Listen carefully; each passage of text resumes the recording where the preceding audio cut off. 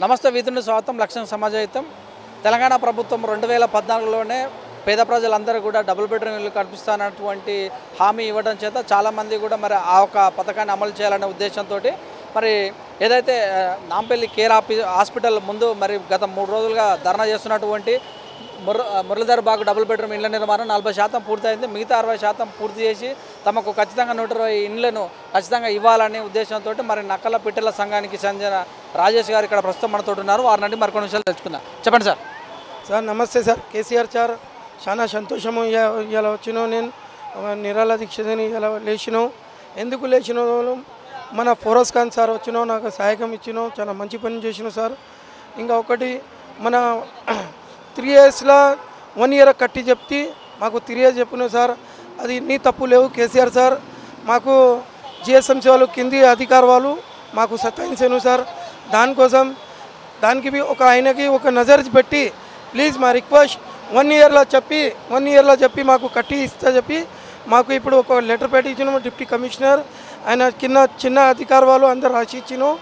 మళ్ళీ ఇంకా ఒకటి మాకు 1 ఇయర్లో కట్టి ఇవ్వలేకుంటే మాకు 10,000 నెలకి రెంట్ ఇస్తా చెప్పి లేకుంటే ఇల్లు అరేంజ్మెంట్ చేసి చెప్తున్నాం సార్. Thank you. నమస్తే. చెప్పండి సార్. నా పేరు అజ్జు.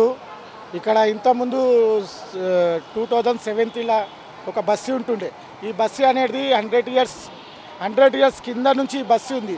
ఇక్కడ మా తాత ముత్తాతలు గిట్ట ఇక్కడనే బిజినెస్ చేసుకుంటా అది చేసుకుంటా ఇక్కడనే ఉండిపోయినాక ఇక్కడ మెట్రో స్టేషన్ స్టార్ట్ అయింది వర్క్ అయినప్పుడు హెల్త్ మినిస్టర్ లక్ష్మారెడ్డి సార్ వచ్చిండు. అప్పుడు వచ్చి మాకందరికీ ఒప్పందం చెప్పిండు. ఏమని, ఇక్కడ మెట్రో స్టేషన్ పడుతుంది, మీరు ఇల్లు ఖాళీ చేయరు, మీకు మంచి డబల్ బెడ్రూమ్ స్కీమ్లా చేపిస్తాము అని మాతోని ఒప్పందం చేయించుకొని మాకు ఒక లెటర్ రాసిచ్చారు. ఏమని, మీకు 1 ఇయర్లో ఇల్లులు కట్టిస్తామని. 1 ఇయర్లో ఇల్లులు కట్టించినామన్నందుకు మేమేం చేసినాము, అంతా బస్సులో 120 ఇండ్లోలము ఇక్కడికి వెళ్ళి ఇల్లు ఖాళీ చేసినాము 3 ఇయర్స్ కింద.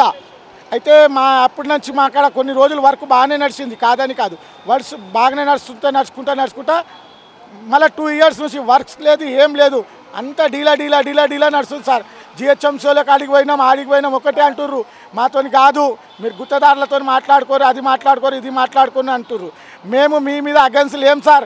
మాకు అది ప్రాబ్లం ఉందని మేము ఇంత ధర్నా చేసినాం 3 రోజుల నుంచి.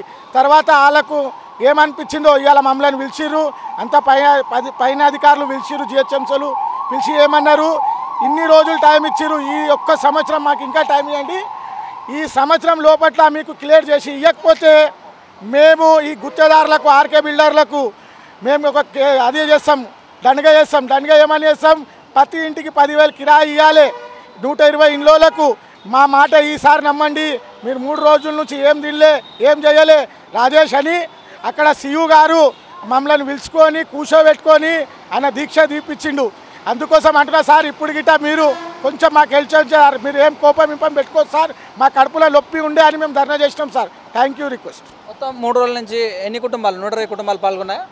లేదు సార్, ఒక 10 మంది నిలబడినాం.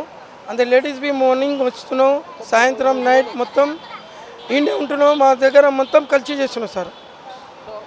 మొత్తం మీద చూస్తే మరి ఈ 3 రోజులలో మరి మీరు చేసినటువంటి దానికి ప్రభుత్వం పూర్తిగా దిగొచ్చినట్టు అనిపిస్తుందా?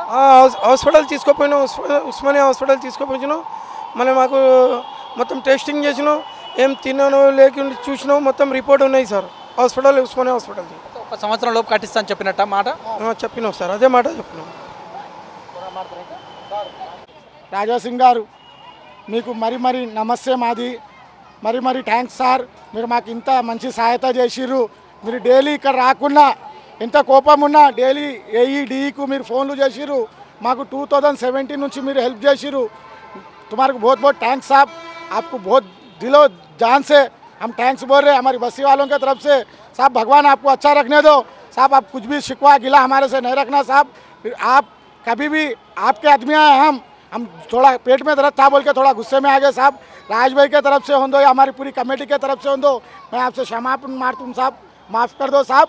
आप प्लीज़ रिक्वेस्ट कोई दिल में वो नको रख लो साहब. थैंक्स.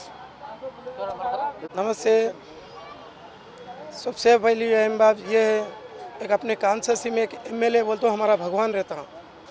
हम वो भगवान के बारे में बोल रहे जैसा राजा सिंह साहब है.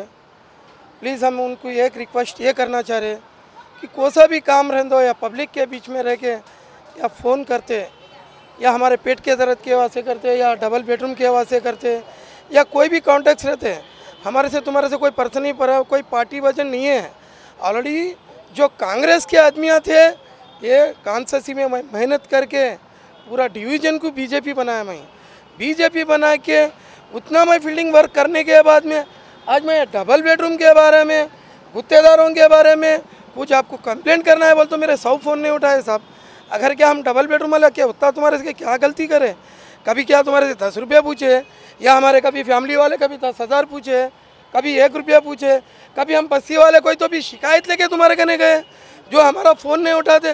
प्लीज़ सर, कभी हमारी ज़रूरत उठी तो फ़ोन उठाओ सर, हमारा जो प्रॉब्लम है हमारा प्रॉब्लम सॉल्व करो। बस नमस्ते, धन्यवाद साहब। एमएलए साहब को हमारा नमस्ते साहब। आप झोपड़ियों में रहते थे, हम लोग झोपड़ियों में से हमारे को ये घरों में लाए, वो आपकी बदौलत है। हमारे खातिर तुम असेंबली में बात उठाए, बहुत बहुत शुक्रिया साहब। खातिर हमारा जीएसएमसी में आज इज्जत मिली। जीएसएमसी वाले ही बोल रहे आपके खातिर ये काम हुआ उससे शुक्रिया साहब। हम झोपड़पट्टी में रहते थे, झोपड़पट्टी में से उठा के तुम हमारे को घरा बना के दे रहे। आज असेंबली में बात उठाए, 2017 से हमारे बीच में आप बहुत अच्छा काम कर रहे साहब। हम जब फ़ोन करें आप आ रहे, हमारे को इज्जत कर रहे। हम भी आपको जब तक आप एमएलए साहब रहेंगे, फिर अब यहाँ के कमिश्नर सीएम कुछ भी बनेंगे, हम आपके साथ रहेंगे साहब।